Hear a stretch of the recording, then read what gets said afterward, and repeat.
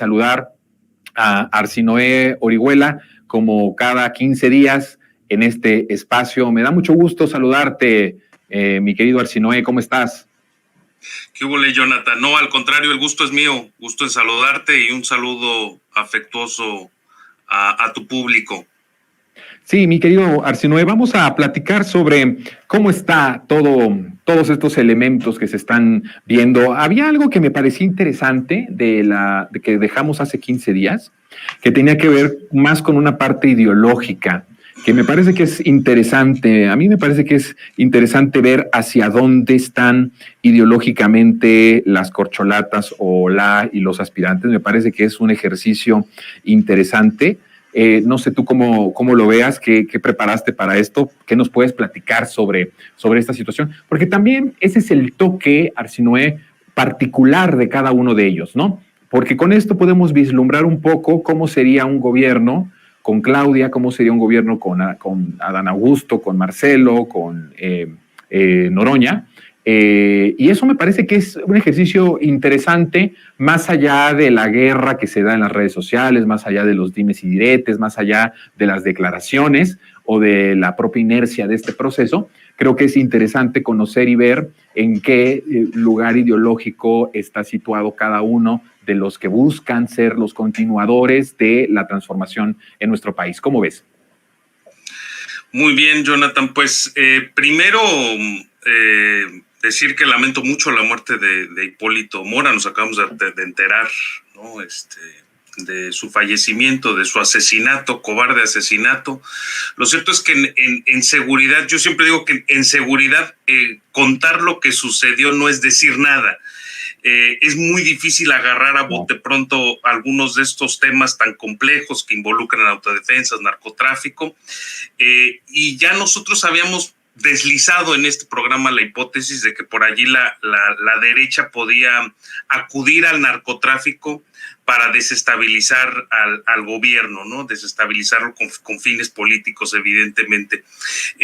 Yo dejaría ahí como apenas una especie de hipótesis, habría que documentarla. Si se presenta la oportunidad, me gustaría también comentar sobre este tema, que pudiéramos abordarlo un poco más extensamente aquí en el programa, y ya también con el desdoblamiento de los eventos más avanzados, de tal modo que tengamos más elementos, ¿no? para hacer ese análisis, inclusive la reflexión en retrospectiva de lo que fue ese experimento que tú llamas perverso del Estado mexicano, de tratar de convertir, ¿no? a las autodefensas en grupos paramilitares con apoyo de Óscar Naranjo, ¿no? Aquel general colombiano que reclutaron en la administración de Peña para implementar, ¿no? esa ortopedia militar en Michoacán.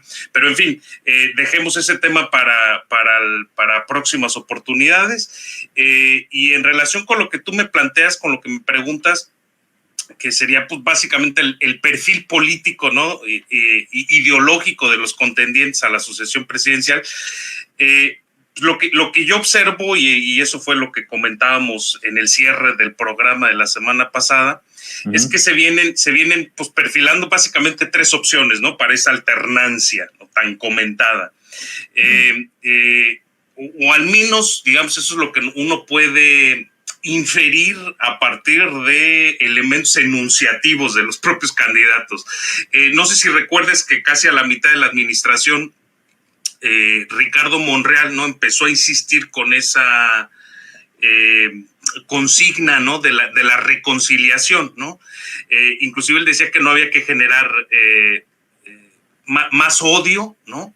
Y que él era la garantía de conciliación y moderación, ¿no? Bueno, hasta propuso, ojo, hacer una gira con Santiago Krill, aunque al final creo que acabó abortando. Eso fue apenas hace un año y medio.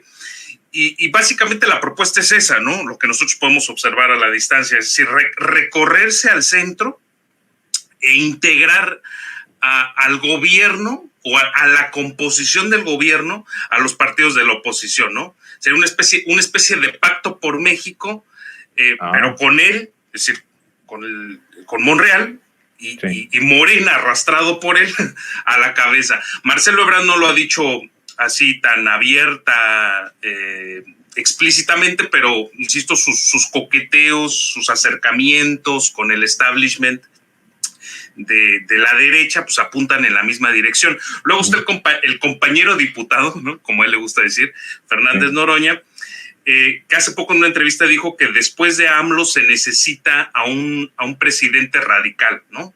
Sí. Y él ha insistido mucho en prácticamente todas sus intervenciones en la prensa, que es el más izquierdista, digamos, de la cuadrilla, ¿no? Sí. Y entonces, bueno, según esta autopromoción, podríamos arguir que él representa la radicalización de la 4T, ¿no? Y luego tiene las posiciones de Adán Augusto, que es camaleónico, y Claudia Sheinbaum, que se han presentado pues como la garantía de rotación, de relevo político con continuidad.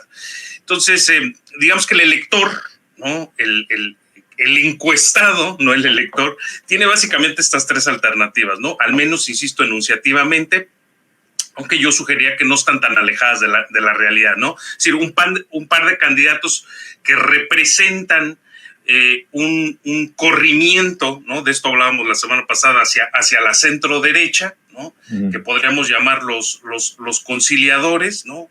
En esta esquina, ¿no? Los conciliadores, un candidato que representa un corrimiento hacia la izquierda de Morena, podríamos llamarlo el radical, en esta otra esquina, ¿no? Sí. Y un par de candidatos que representan, al menos, insisto, en el papel, en la teoría, la continuidad sin corrimientos para ningún lado, que serían, pues, en la tercera esquina los continuadores, aunque lo de Adán Augusto, me parece que es más una cuestión de pantomima que una lealtad genuina al obradorismo, pero en fin, eso bueno, pues en todo caso la militancia y los encuestados van a decidirlo. Y en la última esquina, pues decíamos, pues un cachirul verde, ¿no? Que nomás está allí para transar, ¿no?